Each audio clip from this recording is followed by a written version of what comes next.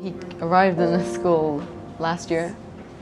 He's one of my best friends. He's really nice, and he was in my class, so that's when I met him. Dominik was my student last year in 9th grade science. He was one of those students that makes you enjoy teaching. He's very positive.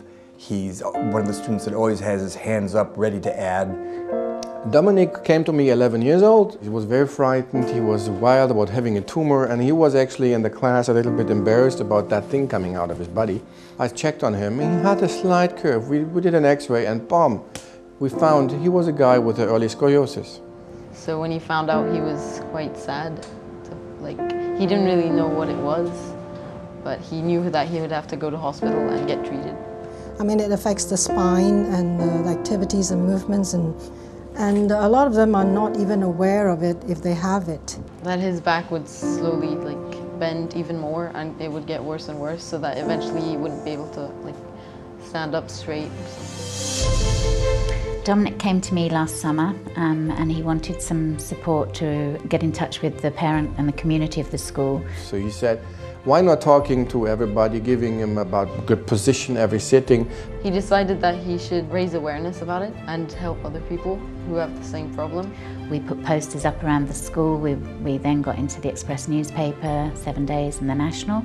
Put it on all poles, and he gave it to the pupils, and he gave it to the parents, and he gave it to the bus driver. I think he felt that he had a responsibility to make people aware of scoliosis. 2 doctors came over a period of 5 days. 519 was screened on the day, and there were 14 cases that had the early signs of scoliosis. Suddenly he got acknowledged by College News.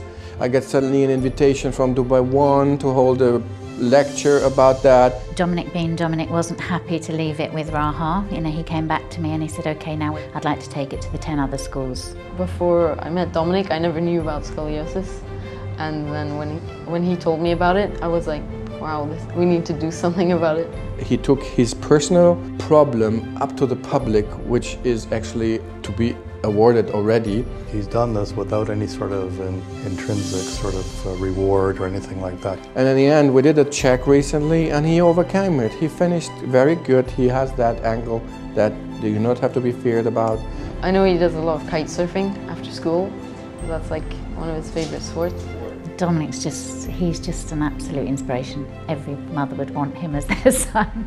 Yeah, I think a young kid who does this type of thing should be recognized and rewarded.